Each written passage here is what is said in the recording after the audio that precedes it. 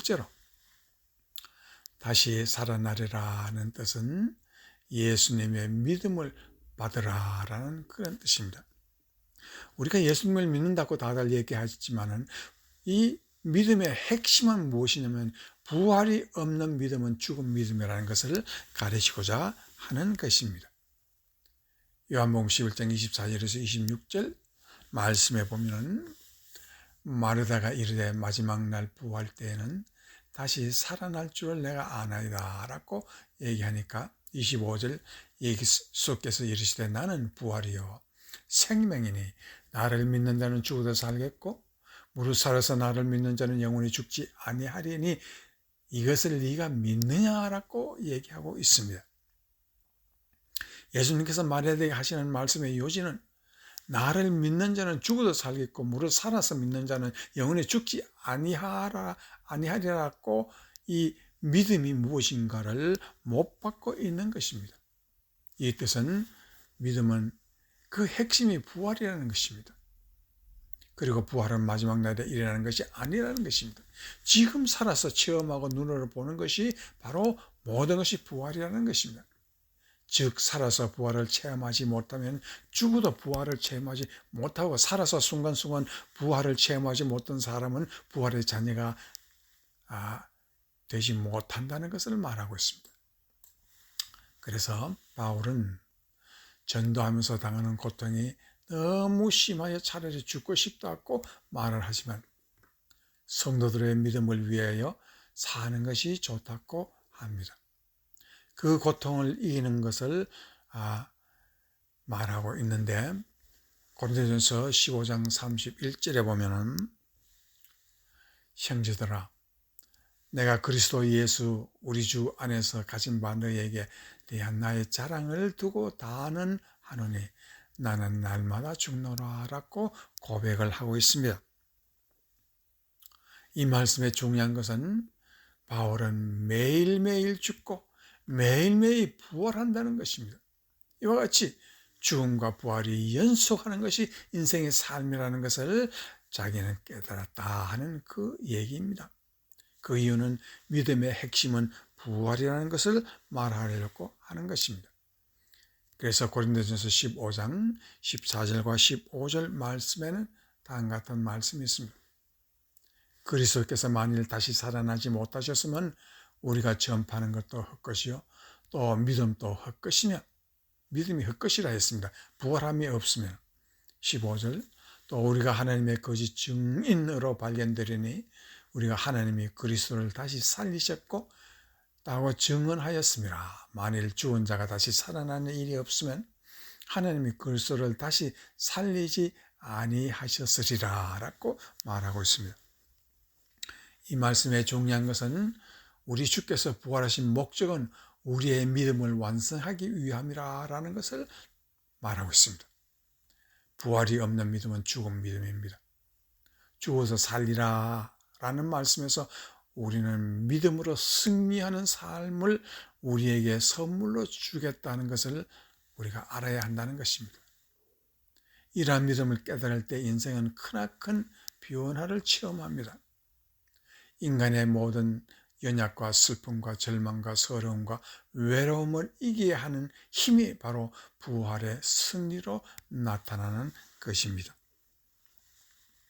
요한 1서 5장 4, 5절에서 이렇게 말하고 있습니다.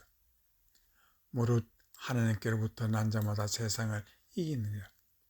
세상을 이기는 승리는 이것이니 우리의 믿음이니라.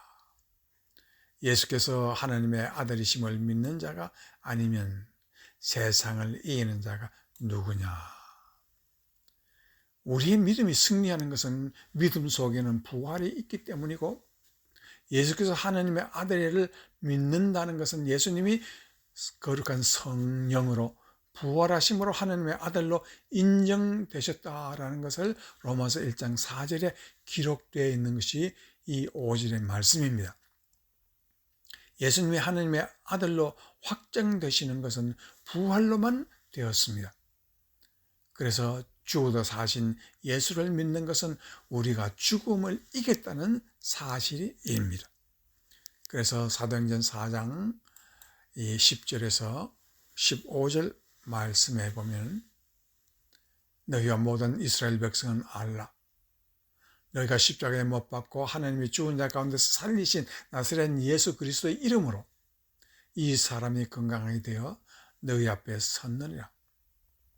이 예수는 너희 건축자들의 버린 돌로서 짐 모퉁이의 머릿돌이 되었느니라.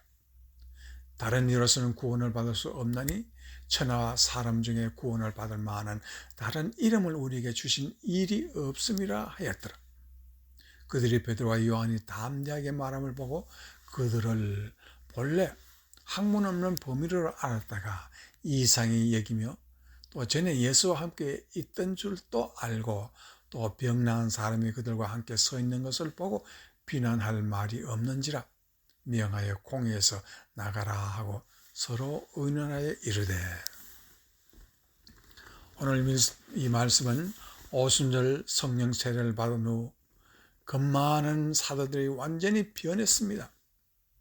그들의 신은 이제 아무도 건드리지 못할 담대함과 무서운 부활의 확신으로 삶을 새롭게 변화시키기 때문입니다. 전에는 배운 것 없는 범위를 알았는데 이제 말하는 걸 보니 도저히 감당할 수가 없었습니다. 이 공회의 사람들은 다 학식이 많은 사람이요, 또한 그들이 세상에 자랑할 만한 것들이 많은 사람입니다. 그런 사람도 베드로를 감당할 수가 없다고 말하고 있습니다. 이 신앙에는 무엇이 들어있는 것입니까? 바로 죽어도 살리라 하는 믿음 때문입니다. 삶이 무엇인가요? 삶은 죽음으로 끝나는 것이 아닌가요? 그렇다면 삶은 이미 실패했습니다. 삶은 죽음으로 끝나는 것이 아니라 믿음으로 끝없이 사는 것이 믿음이라. 이 믿음을 가진 자마다 승리하는 자이니 우리는 승리를 위하여 거듭난 사람들입니다. 사도행전이 가르치는 것이 무엇입니까? 제자들은 우리와 똑같은 사람들입니다. 그런데 우리는 무엇이 그들을 변하게 했는가 하는 것을 깊이 깨달아야 하는 것입니다. 만일 그들이 예수님의 제자들은 특별한 위치에 있기 때문에 기적, 이적을 행한 것입니까? 아닙니다. 그들은 부활하신 예수님이 그들에게 믿음을 주셨기 때문이라는 것을 알기 때문입니다. 그렇기 때문에 그들은 위급한데도 기도한 사람들입니다. 그 사정을 한번 봅시다.